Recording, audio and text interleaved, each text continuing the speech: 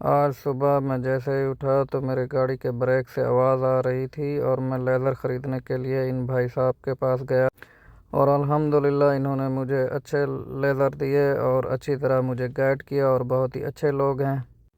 फिर वो लेदर मैंने वहाँ से उठाए और अपनी गाड़ी की तरफ गया और गाड़ी को स्टार्ट किया। गाड़ी स्टार्ट करने के बाद मैं यहाँ वर्कशॉप पे गया और वर्कशॉप पे जाकर गाड़ी स्टैंड पर लगा दी और गाड़ी स्टैंड पर लगाने के बाद मैं बाहर आकर वीडियो बनाने लगा तो इन भाइयों ने कहा कि हमारी भी वीडियो बनाओ।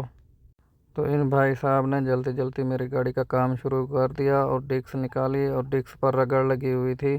तो फिर मैं खराद वाली दुकान पर चला गया जो कि हमारे बंगाली भाई इस दुकान पर काम कर और मैंने डिस्कों को खराद और मैं यहाँ पर आकर खुश हुआ क्योंकि यहाँ पर जो मशीनें पड़ी हुई थी और पंखा पड़ा हुआ था तो हमारे पाकिस्तान का था। खराद का काम ख़त्म हुआ तो इन भाई साहब ने जल्दी जल्दी मेरी गाड़ी तैयार और इन्होंने कहा कि अपनी गाड़ी को चेक करो। तो फिर ये मेरे साथ गाड़ी में बैठ गए। अब मैं इनको लेकर चला गया एटीएम पर और वहाँ से इनकी मजदूरी के पैसे निकाल और इनको दोबारा इनकी दुकान पर उतारने के बाद मैं अपने घर की तरफ चल दिया। फिर रास्ते में याद आया कि मुझे पैसे एटीएम में डालने और बैंक मेरे घर से ज़्यादा दूर नहीं है और मैं चला गया एटीएम पर जाके पैसे एटीएम में डाले। एटीएम में पैसे डालने के बाद मैं घर आया और घर आने के बाद कुछ देर इंतज़ार उसके बाद मुझे कहा गया कि कहीं से ऑर्डर उठाना है जो हमने किया हुआ है, आप जाकर वो ऑर्डर ले आओ। और मैं इस दुकान पर गया और वहाँ से ये ऑर्डर उठाया।